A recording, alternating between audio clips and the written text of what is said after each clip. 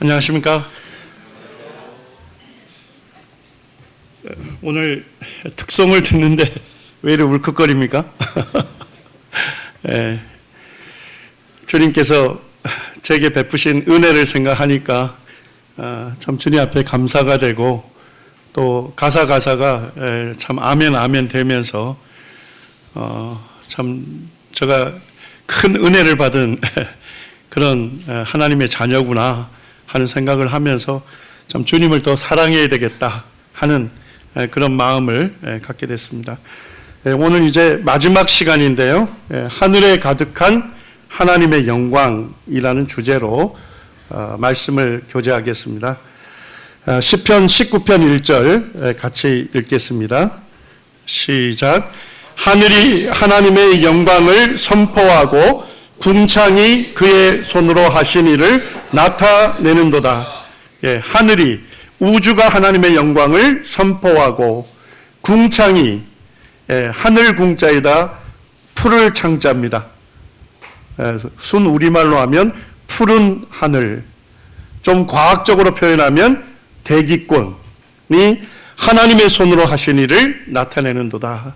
이 시간은 우주와 또 지구 대기권을 좀 살펴보면서 이 세계를 창조하신 하나님의 크고 위대하심, 또 하나님의 지혜와 능력의 무궁하심을 우리가 보고 그 하나님을 찬양하게 되는 시간이 되기를 원합니다.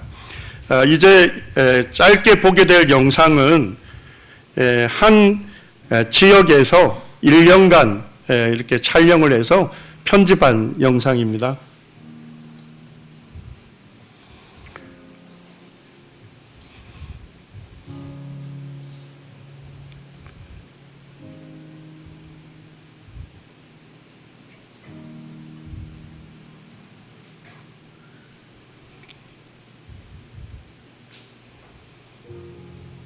우주는 천체만원경으로 이렇게 관측을 하게 되면 참 우주는 매우 아름답다 탄성을 자아냅니다. 그리고 우주는 지금 과학자들이 열심히 연구합니다마는 우주의 높이와 넓이를 측량할 수 없을 정도로 광대하다 하는 것을 얘기하고 있습니다. 우주에는 수많은 별들이 있지 않습니까? 하나님 만들어 놓으신 그 법칙을 따라 자기의 궤도를 힘차게 돌면서 하나님의 영광과 하나님의 위대하심을 드러내고 있습니다.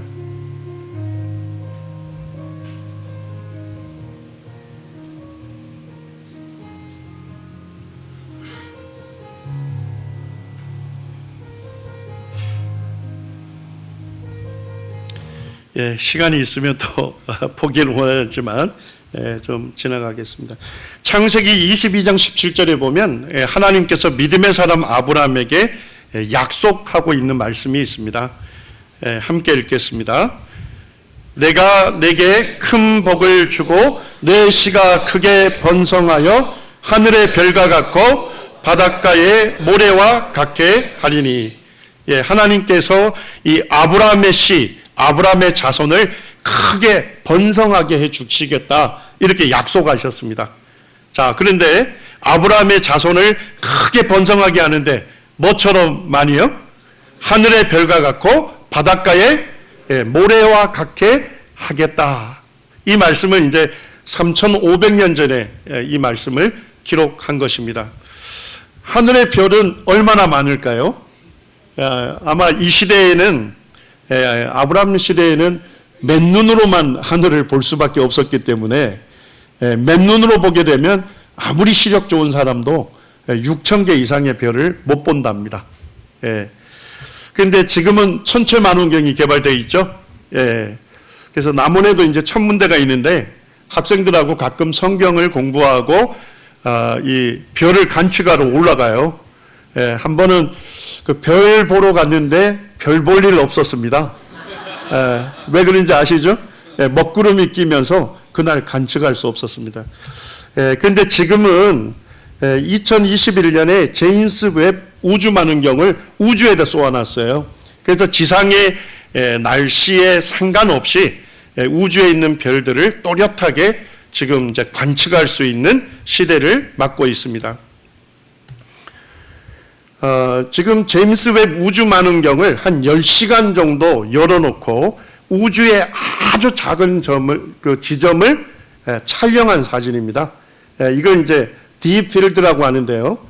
우주의 아주 작은 부분을 촬영했는데 거기에 보니까 이게 뭘까요? 이렇게 작아 보이는 거. 한 개의 은하계입니다. 그리고 이게 점처럼 선처럼 보이는 것들이 다 은하계예요. 그러니까 우주의 아주 작은 점을 촬영을 해도 수많은 은하들이 있다 하는 것을 알 수 있는 거죠. 이게 이제 한 개의 은하계인데 한 개의 은하계 일부를 만원경으로 보면 별들이 어느 정도 있을까요? 이 밀가루를 비려 놓은 것처럼 보입니다만 이게 다 별이죠. 그래서 천문학자들은 한 개의 은하계 안에 한 1000억 개의 별이 있다 이렇게 추정하고 있어요. 1000억이라는 숫자는 굉장한 숫자죠. 뭐 태어나서 죽을 때까지 뭐 밥도 안 먹고 잠도 안 자고 태어나자마자 하나 둘 셋 이렇게 새기면 100억을 다 못 센답니다. 그러니까 한평생 세워도 셀 수 없는 1000억이라는 그런 별들이 있는 거죠. 이런 은하계가 한 1000억 개 정도 있다 이렇게 지금 천문학자들이 추정하고 있습니다. 그렇게 따지면 하늘의 별은 한 10의 22승계 한 100회 개가 된다 이렇게 얘기를 하고 있습니다. 자, 요것도 어마어마한 숫자인지는 아시겠죠? 느낌은 잘 안 오실 거예요. 그런데 천문학자들에게 우주의 별이 10의 22승계라는데 그게 어느 정도 됩니까? 라고 물으면 천문학자들이 뭐라고 할까요? 바닷가의 모래알 수와 비슷하다, 맞먹는다 이런 얘기를 하는 것입니다. 사실 성경은 3,500년 전에 이런 제대로 된 비율을 기록하고 있는데 오늘날 이제 과학자들은 이제서야 하늘의 별이 바닷가의 모래처럼 많다 하는 것을 알고 있는 것이죠. 어떻게 성경은 이 제대로 된 비율을 그 오래전에 정확하게 기록해 놓을 수 있었을까요? 창세기 1장 16절에서 답을 주시죠. 하나님이 별들을 만드시고 만드신 분은 정확하게 말할 수 있는 능력이 있는 것입니다. 성경 욥기 38장에 보게 되면 38장 39장을 읽으시면 하나님께서 믿음의 사람 욥에게 엄청난 질문을 쏟습니다. 엄청난 도전적인 질문을 합니다. 오직 창조주만이 알 수 있는 그와 같은 질문을 던집니다. 그 질문 중에 하나가 이 31절 9절입니다.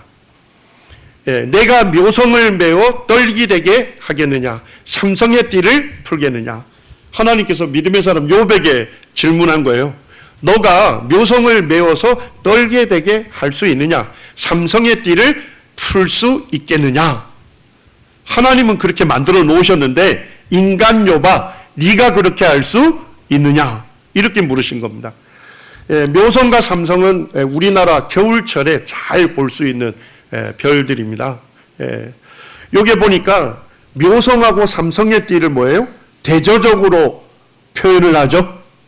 묘성은 어떻게 해놓으셨대요? 메어서 떨기 되게 했고 묶어서 떨기 되게 했고 삼성의 띠는요 풀어 놓았다는 것입니다. 우리가 이제 묘성을 그 서양에서는 7자매의 별 이렇게 얘기합니다. 시력 좋은 분들이 한 7개까지 볼 수 있고 우리 평범한 분들은 한 6개 볼 수 있습니다. 여기에 보면 요 정도 6개 정도 우리가 맨눈으로 볼 수가 있습니다. 학생들하고 이거 성경 공부한 다음에 남원 천문대에 올라갔는데 연구관에게 묘성을 좀 볼 수 있게 해달라 이렇게 요청을 했어요. 그러니까 연구관이 레이저 그 포인터로 저쪽 한 6개 정도를 가르쳐 주더라고요. 그리고 이제 천체만원경을 거기다 고정을 해놓고 저희로 하여금 관측하게 했습니다. 하나님께서 묘성을 메워서 뭐가 되게 하셨대요? 떨기 되게 하셨다. 떨기별이라는 것은 뭐냐면 수백 개나 수천 개의 별들이 한 힘에 묶여가지고 한 개 별처럼 운행되는 겁니다. 이걸 이제 오늘날 성단이라고 합니다. 별성자에다 무리단자를 써서 이제 개방성단 이렇게 얘기를 하거든요. 근데 3,500년 전에 하나님께서 묘성을 묶어 놓았고 널기별이 되게 했다. 이렇게 기록하고 있습니다. 자, 천체만원경으로 보게 되면 어느 정도로 보일까요? 렌즈 안에 수많은 은점들이 박혀 있습니다. 자, 이것들이 뭘까요? 전부 별들입니다. 그러니까 성능이 좋은 천체만원경으로 보면 한 2,000개 정도 되는 별의 무리, 떨기별로 이루어졌다 하는 것을 관측할 수 있습니다.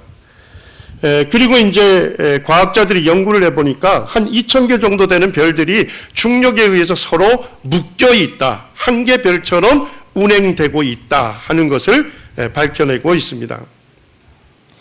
여기가 이제 오리온 성자입니다. 오리온 성자. 오리온 성자 겨울철에 참 뚜렷하게 잘 보이거든요. 그 허리띠에 해당되는 세 개의 별 보입니까? 이걸 삼성의 띠라고도 하고 삼태성이라고도 부릅니다. 자, 근데 하나님께서 삼성의 띠를 풀겠느냐 이렇게 되어 있죠. 삼성의 띠를 하나님께서 풀어놨다는 거예요. 루즈하게 해놨다는 거예요. 우리가 지구상에서 보게 되면 이 세 개의 별이 굉장히 가깝게 이렇게 위치하죠. 그렇지만 우주에서 보게 되면 세 개의 별이 완전히 풀려 있습니다. 가장 먼 곳은 한 1600광년 정도 떨어져 있습니다. 그리고 이 세 개의 별들이 중력에 의해서 묶여 있는데 이 힘이 너무 약하고 불안정해서 관측 이래 계속 뭐하고 있는 겁니까? 지금도 풀려져 가고 있다 하는 것을 보고하고 있습니다.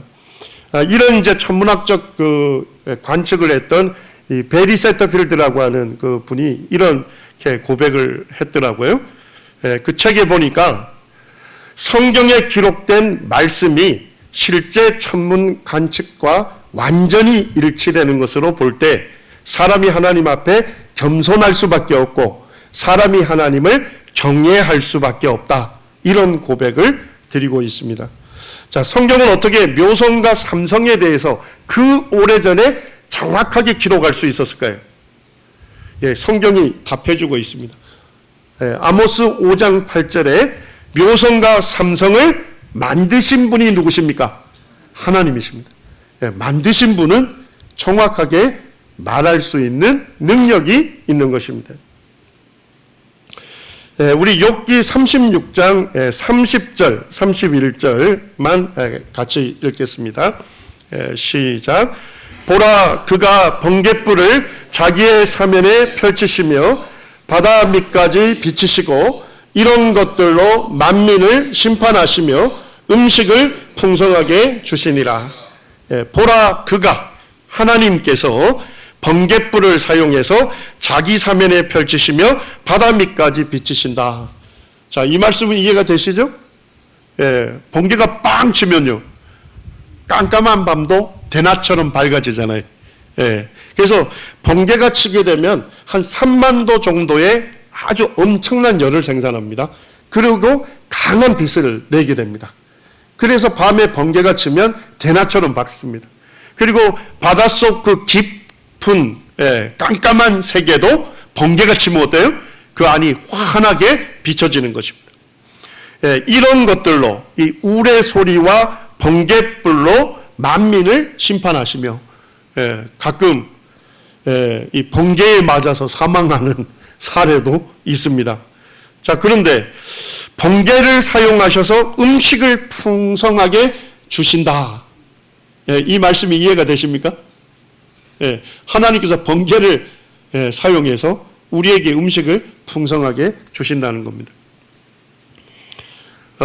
우리 대기권에 가장 많은 성분이 뭡니까? 잘 보시면 됩니다. 질소가 78%, 산소가 21%입니다. 그리고 나머지는 0.00 단위로 아주 적게 분포합니다. 산소가 21%인 건 잘 아시죠? 우리가 산소 마셔서 ATP라는 생물 에너지를 만들어냅니다. 이 ATP를 사용해서 호흡하는 근육이 수축하기 때문에 우리가 숨을 쉴 수 있죠. 이 ATP를 사용해서 팔다리 근육이 수축하기 때문에 우리가 움직일 수 있는 겁니다. 자, 그런데 질소는 왜 이렇게 많을까요? 식물이 단백질을 생산하고 생명력 있게 살려면 질소를 머금어야 돼요. 근데 문제는 공기 중에 있는 질소가 바로 식물에게 못 들어갑니다. 자, 어떻게 해야 합니까? 번개가 쳐야 돼요. 번개가 치게 되면 3만 도 정도 되는 엄청난 열에 의해서 산소와 질소가 결합하게 됩니다. 이 산화질소 형태로 비와 함께 땅으로 떨어지게 되죠. 그러면 식물의 뿌리가 산화질소는 머금을 수 있어요. 질소를 이용해서 단백질을 생산하고 생명력이 있게 살기 때문에 더 풍성한 열매를 맺게 되는 거죠. 자, 식물의 풍성한 열매가 누구에게 제공이 됩니까? 우리에게 음식으로 제공이 된다. 언제 기록하고 있습니까? 욥기서는 3,500년 전에 기록하고 있습니다. 그런데 1905년에 이 프리츠 하버라고 하는 과학자가 공기 중에서 질소 비료를 생산하는 공정을 발견하면서 이 현상을 알게 된 겁니다. 불과 120년 전에 밝혀진 것이죠. 그렇지만 성경은 언제 기록하고 있습니까? 3,500년 전에 창조주 하나님께서 기록해 놓고 있는 것입니다. 삼성 갤럭시에 대해서 가장 정확하게 말할 수 있는 사람은 누굴까요? 이 노태문이라는 분이 삼성전자 사장입니다. 근데 이 분이 이 갤럭시를 설계한 분이에요. 설계하고 만든 존재는 정확하게 말할 수 있는 능력이 있는 것입니다. 자, 하나님께서 왜 성경을 기록하도록 하셨을까요? 하나님께서 왜 우리에게 성경을 주셨을까요? 하나님 자신이 어떠한 분인지 우리에게 알리시기 위한 것이었습니다. 자, 성경을 처음 읽는 사람이 어디서부터 읽을까요? 성경의 첫 구절인 창세기부터 읽을 거 아닙니까? 하나님은 성경을 처음 읽는 사람에게 자신을 어떠한 분으로 알리기를 원했습니까? 하나님은 창조주이시다. 하나님은 천지 만물을 지으신 분이고 지금 이 성경을 읽고 있는 너를 지은 너의 창조주다. 내가 너의 참 주인이다. 이렇게 하나님께서 말씀하시는 겁니다. 자, 태양을 중심으로 도는 행성들, 이 태양계들이 있는데, 자, 태양계 행성 중에 가장 큰 게 뭡니까? 목성이죠, 목성. 지구가 여기에 위치하는데요. 목성은 지구 크기의 한 1300배가 되고 지구 질량의 한 300배 정도 됩니다. 자, 여기에 보니까 이 목성을 거대하고 무겁게 만든 이유가 있는가? 이것도 이제 과학자들이 연구를 해본 겁니다. 시뮬레이션 실험을 했는데 목성을 빼니까 어떤 일이 벌어졌을까요? 태양을 중심으로 돌던 지구가 뭐예요? 심하게 타원 궤도를 돌다가 우주 속으로 사라지더라, 이런 얘기입니다. 그러니까 목성을 그곳에 둔 이유는 뭡니까? 지구의 타원 궤도를 안정시키기 위함이다 하는 것을 과학자들이 알게 된 것입니다. 자, 이번에는 지구의 타원 그 공정 궤도를 고정을 시키고 안정시키고 목성을 빼봤습니다. 무슨 일이 벌어졌을까요? 여기 해성들 보이죠? 해성은 얼음덩어리입니다. 지름이 한 2km에서 한 10km 정도 되는 거대한 그런 얼음덩어리예요. 그런데 이것들은 굉장히 심한 타원 궤도로 돌아요. 자, 그러니까 태양계 바깥에서 돌다가 어디로도 들어올 수 있습니까? 태양계 안으로 진입할 수도 있어요. 그래서 지구의 그 공정 궤도를 그대로 안정화시키고 목성을 빼봤더니까 태양계 바깥쪽에 있는 해성들이 와서 지구와 부딪혀서 지구를 폭격하더라. 그러니까 작은 지구는 안쪽에 놔두고 목성과 토성 같은 그런 거대한 행성들은 바깥 궤도를 돌게 한 그런 의도가 있나요? 그렇습니다. 지구를 이런 해성으로부터 보호하고자 하는 의도적인 설계다 하는 것을 밝혀낸 것입니다. 94년에 이 슈메이크 레비 해성이라는 것이 태양계로 진입을 했습니다. 지금 여기에 보니까 해성들의 일단에 수많은 한 열 몇 개가 되는 해성 그룹이 이 태양계 안으로 진입을 했어요. 근데 그 궤도로 그대로 가면 지구하고도 충돌될 가능성이 있었어요. 그래서 나사 쪽에서 그때 사실 굉장히 이것을 관측을 세밀하게 했습니다. 자, 여기에 있는 슈메이크 레비 해성들이 지구하고 충돌했을까요? 우리 여기 안전하게 살고 있지 않습니까? 충돌했으면 지구상의 인간은 멸종하게 될 것입니다. 봤더니까 지구가 있는 태양계로 진입하기도 전에 어디에서 잡아당긴 겁니까? 목성이 지구 질량의 300배가 되지 않습니까? 질량이 클수록 중력이 세지죠. 그래서 지구로 가기 전에 목성이 자기에게 잡아당겨가지고 자기에게 자폭을 시킨 겁니다.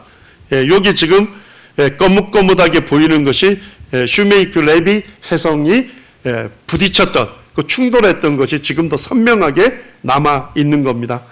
그래서 이 사건을 통해서 천문학자들이 목성은 지구 대신 몰매를 맡고 있다. 목성은 태양계의 진공 청소기다. 이런 말을 쓰고 있습니다.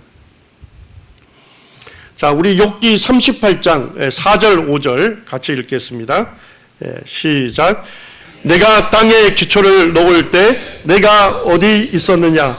내가 깨달아 알았거든 말할지니라.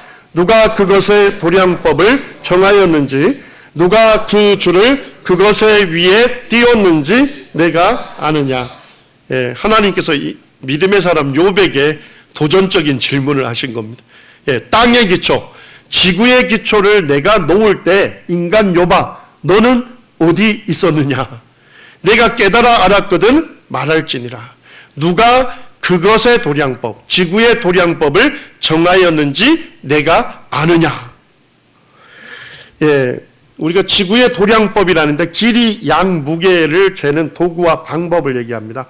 자, 여기 자는 뭐 하는 장비입니까? 길이를 재는 거죠. 지구의 도량법은 뭡니까? 지구를 왜 그 거리에 위치해 있는지 아느냐는 겁니다. 자, 대박은 뭐 하는 겁니까? 양을 측정하는 거죠. 내가 지구의 기초를 놓았는데 왜 지구를 그만한 양으로 만드는지 네가 아느냐? 안다면 너가 한번 얘기해봐라. 욥이 알았을까요? 몰랐겠죠. 그렇지만 지금은 이제 과학이 발달하면서 왜 하나님께서 지구를 그 거리에 위치해 있는지, 왜 그만한 질량으로 만들었는지 창조 설계의 비밀을 알게 된 것입니다. 지구는 태양으로부터 한 1억 5천만 킬로미터 정도 떨어진 곳에 위치합니다. 자, 근데 하나님께서 지구 기초 놓을 때 조금 앞쪽에 놓으면 어떻게 됐을까요? 태양은 난로입니다. 난로에 가까이 가면 가까이 갈수록요, 뜨거워서 살 수가 없고, 이 물들이 전부 어떻게 되겠습니까? 증발되고 기화돼서 사라지기 때문에 지구상에 마실 수 있는 물이 존재하지 않으니까 사람이 살 수 없는 것입니다. 자, 근데 하나님께서 지구 기초를 놓을 때 조금 뒤쪽에 물려놨으면 어떻게 됐을까요? 난로에서 멀어지면 멀어질수록요, 추워서 살 수가 없고 얼음으로만 존재하게 되죠. 그러니까 마찬가지로 마실 수 있는 물이 존재하지 않기 때문에 사람이 살 수 없습니다. 고등학교 과학책에 보니까 지금 이 거리는 사람이 살 수 있는, 생명이 살 수 있는 유일한 지대다. 유일한 생명 지대다. 이렇게 표현을 하고 있는 것입니다. 자, 지구가 지금보다 더 크고 무거우면 좋을까요? 자, 질량이 증가되면 어떻게 돼요? 만류 인력, 잡아당기는 힘이 증가되지 않습니까? 그러면 대기권 밖에 있는 이 우주에 있는 수소, 헬륨, 암모니아, 메탄, 가스 이런 것들을 전부 잡아당겨서 이 공간을 채우게 됩니다. 자, 우리가 마시면 어떻게 될까요? 새로운 세계로 가셔야 돼요. 자, 근데 만약에 지구가 지금보다 작고 가벼우면 어떻게 될까요? 이번에는 중력의 세기가 약해지겠죠? 대기권에 있는 질소와 산소가 전부 대기권을 탈출하게 됩니다. 그러니까 사람이 살 수 없는 환경이 되는 겁니다. 그러니까 지금의 지구의 질량이 뭐에 맞춰져 있습니까? 해로운 가스들은 전부 차단하고 인간에게 꼭 필요한 적당량만을 붙들고 있는 그 세기로, 중력의 세기로 지금 만들어져 있다는 것입니다. 자, 지구는 태양을 중심으로 돌죠. 자, 근데 만약에 지구의 공전궤도가 심하게 찌그러지게 돌면 어떻게 될까요? 돌다 보면 너무 태양과 가까워질 수도 있겠죠? 돌다 보면 너무 멀어질 수 있겠죠? 그러면 지구에 사람이 살기가 어려울 겁니다. 이제 이 지구의 공전 궤도를 20율이라는데 이 20율의 값이 0에서 1까지 있습니다. 0이 정원 궤도예요. 아주 둥근 궤도. 1은 거의 찌그러진 궤도입니다. 자, 지구의 20율은 얼마일까요? 거의 정원 궤도에 가까운 얼마라고요? 0.0167. 어디에 가까워요? 0에 가까워요. 그래서 지구는 태양을 중심으로 어느 곳에 있든지 온화한 기후를 가질 수 있도록 궤도가 정해져 있습니다. 자, 우리 히브리서 3장 4절 말씀 같이 읽으시죠. 시작. 집마다 지은 이가 있으니 만물을 지으신 이는 하나님이시라. 자, 집이 존재한다는 것은 뭡니까? 집이 존재할 수 있는 유일한 가능성은 뭐죠? 지은 이가 있다. 건축가가 누군지는 몰라도 건축가가 지었으니까 존재하는 거죠. 자, 우주 만물이 존재하죠. 맞습니까? 우주 만물이 존재할 수 있는 유일한 가능성은 뭡니까? 지은 이가 있어야 되겠죠. 맞습니까? 그 지은 이를 성경은 누구라고 말씀하셔요? 하나님이라고 말씀하시는 겁니다. 자, 우주라는 한자를 보시죠. 무슨 우자입니까? 지우자. 주는요? 집주. 그러니까 우주를 뭐로 본 겁니까? 거대한 집으로 본 거다, 이런 얘기입니다. 작은 집도 누군가 지었기 때문에 존재하잖아요. 그러면 거대한 집이 존재할 수 있는 유일한 가능성은 뭡니까? 작은 집을 지은 건축가의 지혜와 능력과 비교할 수 없을 정도로 무한한 능력을 갖고 있는 건축가, 설계자, 하나님께서 우주를 창조하셨다. 자연스럽고 합리적인 결론이라는 것입니다. 자, 우리가 이제 영상을 좀 짧게 보기 원하는데 우리나라에서는 좀 보기 어렵습니다. 이게 뭔지 아시죠? 오로라입니다. 오로라. 굉장히 아름답죠. 오로라를 우리말로 극광이라고 합니다. 북극과 남극에서만 볼 수 있는 빛이다. 이렇게 해서 이제 극광이다. 이렇게 얘기합니다. 자, 근데 오로라 굉장히 아름답죠? 아름답다고 끝나시면 안 돼요. 왜 이런 아름다운 오로라가 만들어질까? 한 번쯤 생각하셔야 돼요. 자, 왜 이 아름다운 오로라가 만들어지죠? 아름답지 않습니까? 오로라가 만들어지는 것은 이 태양은 수소와 헬륨으로 가득 차 있습니다. 핵융합 반응이 만들어질 때 핵융합 반응에 의해서 태양열이 만들어지고 그 다음에 태양풍이 만들어져요. 그래서 이 태양열이 태양풍에 실려서 지구 대기권까지 와서 태양열을 쫙 주는데 한 2시간 걸려요. 그렇기 때문에 우리 지구상의 온화한 기후로 우리가 살 수 있는 겁니다. 자, 근데 태양풍에 실려오는 것 중에 유해한 입자들도 있고 그 다음에 이 에너지가 아주 높은 입자들도 거기에 다수 태양풍에 실려서 지구까지 오는 겁니다.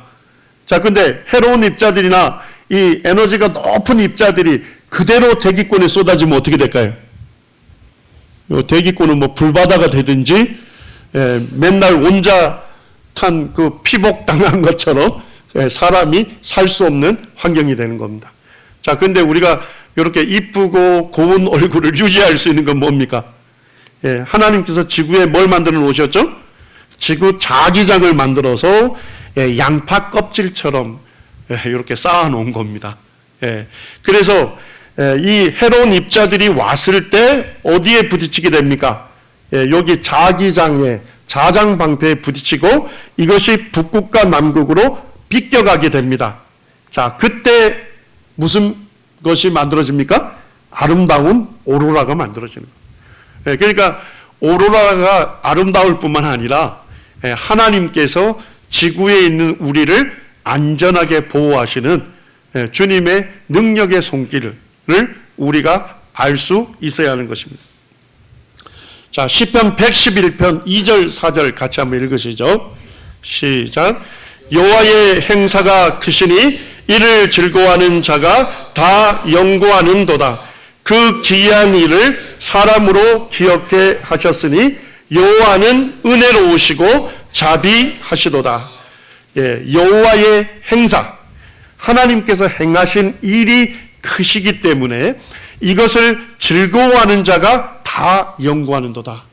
하나님의 창조세계를 조금만 연구하고 살펴보게 되면 내가 이 지구에서 안전하게 사는 것이 하나님의 은혜고 하나님의 자비하심이다 하는 것을 깨달을 수 있다는 것입니다. 자, 달을 만드신 목적도 있을까요? 달이 없으면 어떻게 됩니까? 밀물 썰물 안 일어나지 않습니까? 바다는 썩게 되고 바다 생물 살 수 없어요. 근데 더 큰 목적이 있더라고요. 자, 지구의 지축이 몇 도 기울어져 있죠? 훌륭하십니다. 23.5도 이렇게 기울어져서 이렇게 돌지 않습니까? 만약에 수직으로 돌면 어떻게 될까요? 지금의 적도 면적보다 더 넓은 면적이 더 뜨거워진 환경이 됩니다. 북극과 남극은 지금보다 더 넓은 면적이 더 추운 환경이 됩니다. 그래서 결국은 농작물을 경작할 수 있는 면적이 확 줄어들어요. 근데 지구과학자들이 몇 도 정도 지구의 축이 기울어져서 돌 때 이 경작할 수 있는 면적이 최대가 된다고 할까요? 몇 도 정도일 때? 23.5도가 되면 밤낮 기온 차이가 심하지 않거든요. 그래서 지구가 전체적으로 가온이 되기 때문에 농작물을 경작할 수 있는 면적이 최대가 된다. 이런 얘기를 합니다. 자, 근데 달을 빼고 시뮬레이션 돌리니까 무슨 일이 일어났을까요? 지구의 지축이 0도에서 85도까지 무작위로 도는 겁니다. 0도에서 85도까지 무작위로 돌게 되면 어떻게 돼요? 밤낮 기온 차이가 극심하기 때문에 지구에 사람이 살 수 없게 되는 것입니다. 자, 하나님께서 달을 만드신 거 누구 위해서 만드셨어요? 우리를 위하여 만들어 놓으신 거예요. 달을 만드셔서 지축을 23.5도로 안정시키고 밤낮 기온 차이를 적게 하시고 농작물을 경작할 수 있는 면적을 최대로 해서 우리 먹고 살 수 있도록 만들어 놓으신 겁니다. 자, 지구상에서 보면 태양하고 달의 크기가 어떻습니까? 거의 비슷합니다. 그런데 태양은 달보다 한 400배 더 크거든요. 근데 어때? 지구상에 태양하고 달이 거의 비슷하게 보일까요? 이해가 되시죠? 그림만 보셔도 지구하고 달의 거리를 1이라고 할 때 지구하고 태양의 거리는 그거에 비해서 400배 더 멀리 있는 겁니다. 그렇기 때문에 지구상에서 보면 태양과 달이 똑같은 크기로 보이는 겁니다. 이런 것도 의도적으로 만들어져 있는 것입니다. 자, 우리 지구의 하늘은 무슨 색깔이죠? 참 아름답지 않습니까? 이 파란 하늘. 혹시 하나님께서 이 파란 하늘을 만드신 것에 대해서 감사한 적이 있습니까? 이 질소가 78%고 산소가 21% 되는 특별한 이 조성 일대만 파란색이 산란이 되기 때문에 파란 하늘이 됩니다. 자, 그런데 화성의 하늘은 무슨 색깔일까요? 붉은 하늘입니다. 만약에 지구의 하늘을 붉게 만들어 놨으면 어떻게 됐을까요? 사람들이 전부 열받아서 분노를 1년 내내 표출할 겁니다. 자, 근데 달의 하늘은 무슨 색깔이에요? 검은색입니다. 만약에 지구의 하늘을 깜깜한 색, 만들어 놓으면 검은색으로 만들어서 어떻게 됐을까요? 1년 내내 우울하게 살 것입니다. 근데 하나님께서 지구의 하늘만 파란색으로 만드셔서 우리의 마음을 평온하게 하신 겁니다. 자, 중력의 세기를 10의 60승분의 1만큼 어마어마하게 작은 숫자인데 요만큼 약하게 하면 어떻게 될까요? 우주와 지구는 팽창해서 사라진답니다. 자, 요만큼 크게 하면 어떻게 될까요? 우주와 지구는 압축돼서 사라진답니다. 아주 미세한 값으로 조정이 되어 있다는 것입니다. 누굴 위해서요? 우리 사람을 위해서. 과학 역사를 보게 되면 가장 위대한 과학자로 누구를 얘기할까요? 그냥 보시면 지혜롭게 되시는 거예요. 아이작 뉴턴을 가장 최고의 과학자로 꼽습니다. 제가 어느 과학사를 읽었더니까 스티븐 호킹 박사님 아시죠? 스티븐 호킹은 아이작 뉴턴 옆에 설 자격도 없다. 그렇게 이제 얘기를 하는데, 뉴턴이 그 만류 인력의 법칙을 발견했죠. 그거를 이 프린키피아라는 책에서 발표를 했어요. 근데 그 책의 말미에 가니까 뉴턴이 이런 고백을 드립니다. 천체는 태양, 행성, 해성 등으로 매우 아름답게 이루어져 있다. 그런데 이것은 지성을 갖춘 강력한 통치자의 의도와 통일적 통제가 있기 때문에 존재하게 된 것이라고 말할 수밖에 없다. 이분은 누구시라는 겁니까? 만물의 주인으로 모든 것을 다스리신다. 지극한 하나님은 영원무궁 완전한 분이시다. 이 위대한 과학자인 뉴턴이 볼 때 이 천체는 이 의도적으로 인간이 살 수 있도록 설계된 그런 놀라운 지혜와 능력을 갖고 있는 그런 하나님이 아니시라면 존재할 수 없다. 이런 고백을 드립니다. 촉근 이론을 만든 이 미치오 카쿠라고 하는 교수님도 그가 이렇게 얘기합니다.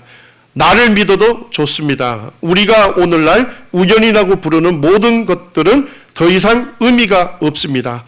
분명히 우리는 보편적인 지성이 만든 규칙에 의해 지배되는 계획 속에 존재합니다. 이 세계는 훨씬 복잡하고 생각할 수 없는 방식으로 지성을 갖춘 설계자에 의해 창조된 규칙에 따라 만들어졌습니다. 오늘날 살고 있는 최고의 과학자들도 이게 우연히 존재할 수 없다는 것입니다. 지혜와 능력이 탁월하신 지성적인 설계자에 의해서 이것이 설계되고 만들어졌다고 고백할 수밖에 없다는 것입니다. 자, 성경은 어떻게 말씀하십니까? 이사야 45장 18절 말씀 같이 읽겠습니다. 시작. 여호와는 하늘을 창조하신 하나님이시며 땅도 조성하시고 경고케 하시되 헛되이 창조치 아니하시고 사람이 거하게 지으신지라. 그 말씀에 나는 여호와라. 나 외에 다른 이가 없느니라. 하늘, 이 우주를 하나님께서 창조하셨다. 땅, 지구도 조성하시고 경고케 하신 분이 하나님이시다는 겁니다. 자, 근데 하나님께서 우주와 지구를 헛되이 창조치 아니하셨답니다. 쓸모없이 만든 거 아니다는 거예요. 무의미하게 만든 거 아니다는 거예요. 분명한 목적을 갖고 만드셨대요. 자, 그 목적이 뭘까요? 사람이 거하게 지으신지라. 사람이 살게 지으셨다. 이런 얘기입니다. 그러니까 하나님께서 이 우주 만물을 지으셨는데 이 우주 만물을 누구를 위해서 지었다는 것입니까? 우리 사람을 위하여 지으셨다는 것입니다. 창조의 중심에 누가 있는 것입니까? 사람이 있는 것입니다. 하나님은 우리를 향한 사랑이 언제부터 시작이 된 겁니까? 태초부터 우리 사람을 염두에 두시고 안전하게 살 수 있도록 모든 법칙과 값을 지정하시고 우리를 위하여 창조하신 것입니다. 시편 8편은 믿음의 사람 다윗이 하나님께 드리는 노래입니다. 3절에 보니까 주님의 손가락으로 만드신 주님의 하늘과 주께서 베풀어 두신 달과 별들을 내가 보니. 다윗이 3000년 전 인물인데 그 당시에는 뭐 과학이 그렇게 발달하지 않았을 거 아닙니까? 그런데도 그가 눈을 들어서 하늘을 바라보니 모든 별들이 자기의 궤도가 있고 질서정연하게 움직이는 모습을 보고 달을 보고 별들을 보면서 참 이 광대한 하늘을 만드신 하나님이 도대체 인간이 무엇이길래, 4절에 보니까 사람이 무엇이길래 주께서 그를 생각하시며, 사람을 생각하시며, 인자가 무엇이기에, 사람이 무엇이기에 주님께서 그를, 사람을 돌보시나이까. 지금 과학이 발달했지 않습니까? 측량할 수 없이 넓은 우주다, 이렇게 얘기합니다. 이 우주 만물을 누구를 위해서 만드셨습니까? 우리를 위하여 만드신 거예요. 그리고 그 광대하고 크고 위대하신 하나님이 뭡니까? 이 우주의 티끌과 같은 지구, 거기에서도 75억 명 인구 중에 사실은 작은 자인 나를 하나님께서 생각하시고 또 하나님께서 나를 돌보고 계신다는 것입니다. 그러면서 다윗은 이렇게 얘기합니다. 5절에 보니까 그를 하나님보다 조금 못하게 하시고, 사람을 하나님이 창조하셨잖아요. 하나님의 형상대로, 하나님의 모양대로 창조하셔서 하나님보다 조금 못한 자리, 하나님 다음 자리에 우리를 두셨다는 것입니다. 하나님께서 우리를 만물의 으뜸이요 만물의 영장으로 창조하신 거예요. 그리고 하나님께서 사람에게 영화와 종기로 뭘 씌우셨습니까? 관을 씌웠습니다. 이 관이 뭡니까? 시신을 넣는 관짝이 아니라 왕관을 얘기하는 것입니다. 하나님께서 사람에게 영화와 종기로 왕관을 씌우셨다. 하나님은 우리를 놀라운 존재로 만드셔서 만물의 으뜸으로 만드셔서 우리에게 엄청난 영광과 존귀의 자리를 허락하신 거예요. 자, 우리에게 왕관을 씌워준 하나님은 어떤 분이십니까? 그래서 만왕의 왕이시라고 표현하는 것입니다. 우리 사람은 조금만 생각하게 되면 하나님께서 내게 얼마나 큰 사랑을 베푸셨는지, 얼마나 큰 은혜를 베푸셨는지 우리는 알게 되는 거예요. 이런 놀라운 하나님의 은혜를 잊고서도 인간이 어떻게 했습니까? 하나님의 권위에 도전하고 하나님의 말씀을 멸시하고 하나님이 자기의 왕됨을 원치 아니하고 하나님이 자기 삶의 주인 되기를 원치 아니하고 하나님께 반역한 인생이었지 않습니까? 그 하나님을 버리고 하나님을 떠난 것입니다. 그리고 자기가 왕 되기를 원했고 자기가 주인 되기를 원하는 자기의 삶을 살아온 것입니다. 성경은 이것이 죄라고 얘기하는 것입니다. 이 죄악된 삶으로 인해서 하나님의 심판을 자초했고 영원히 멸망하는 그 멸망의 길을 걸었던 사람들이었습니다. 하나님 이렇게 하나님께 반역한 인생인데도 하나님께서 여전히 사랑하셔서 그 창조주가 사람으로 이 땅에 오신 것입니다. 그분이 누구십니까? 예수 그리스도. 예수 그리스도 이 땅에 오셔서 사람과 함께 사시고 모든 병든 자들과 모든 연약한 자들을 사랑으로 고치시고 그리고 자신의 목숨을 어디까지 내어주셨습니까? 십자가에 내어주셔서 우리의 죄를 담당하신 것입니다. 죄인인 나에게 쏟아질 하나님의 진노와 심판과 저주와 형벌을 누구에게 쏟은 겁니까? 십자가에 못 박히신 예수 그리스도에게 하나님의 심판과 저주와 형벌을 다 쏟아 부으심으로써 우리의 죄의 문제를 해결해 주신 것입니다. 이 예수 그리스도를 나의 주님으로 인정하고 받아들일 때 우리는 즉시로 죄에서 구원받게 되고 예수님을 믿음으로 하나님과의 관계를 우리가 회복하게 되고 우리가 이제는 하나님의 사랑받는 자녀로 하나님의 다스림을 받는 하나님의 거룩한 백성으로 이 세상을 살게 되는 것입니다. 이 놀라운 삶으로 우리를 불러주시고 그 놀라운 삶을 시작하게 하신 하나님께 감사를 드립니다. 이제 마지막 말씀입니다. 시편 47편 우리가 6절, 7절, 8절 같이 한번 읽겠습니다. 시작. 찬송하라, 하나님을 찬송하라. 찬송하라, 우리 왕을 찬송하라. 하나님은 온 땅의 왕이심이라. 지혜의 시로 찬송할지어다. 하나님이 뭇백성을 다스리시며 하나님이 그의 거룩한 보좌에 앉으셨도다. 하나님은 온 땅을 지으신 온 땅의 왕이십니다. 하나님은 우리를 지으신 우리의 왕이 되시는 겁니다. 우리는 예수 그리스도를 믿고 구원받을 때 흑암의 권세에서 그의 사랑하시는 아들의 나라로 옮겨진 사람입니다.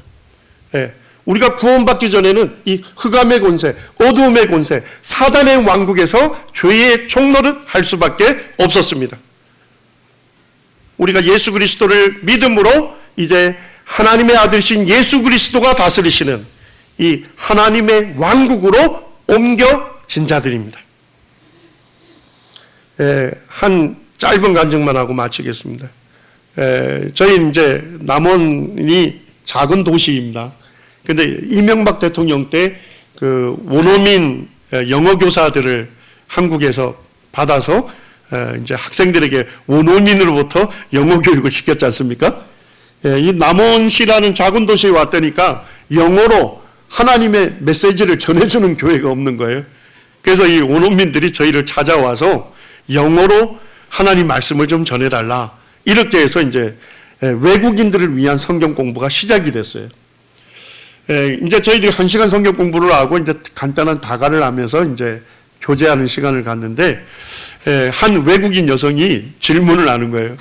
내가 이 교회를 한 3개월 정도 참석하면서 좀 이상하게 여겨지는 것들이 있다. 왜 이 교회의 여성들은 머리에 너울을 쓰느냐? 그리고 왜 공중기도는 꼭 남자들에게만 시키냐? 그리고 공중설교도 왜 남자들에게만 하느냐? 그래서 제가 성경을 딱 펼쳐서 성경이 가르치는 바가 무엇인지를 얘기를 했습니다. 근데 수습이 안 되네요. 다른 캐나다 여성은 우리 교회 목사님은 여성이었습니다. 점점 어려워지더라고요. 그런데 이제 그 성경 공부에 참여하는 구원받은 그 마크라고 하는 형제님이 있었어요. 그 형제님이 입을 딱 여시더라고, 동료들한테. 교회는 다수결에 의해서 좌지우지되는 민주국가가 아닙니다.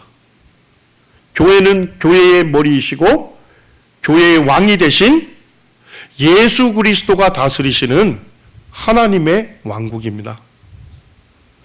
우리가 할 수 있는 것은 왕의 말씀을 존중하고 그 말씀을 순종함으로 왕을 기쁘시게 섬길 수 있는 것입니다. 그러니까 전부 다 찌퍼를 쫙 전부 다. 그렇습니다. 우리의 구주이시고 우리의 왕이신 우리가 그분만을 경배하고 그분의 말씀에만 굴복하고 그분의 말씀을 순종함으로 그분을 영화롭게 하는 그런 위대한 삶을 우리가 살아가기를 원합니다. 감사합니다.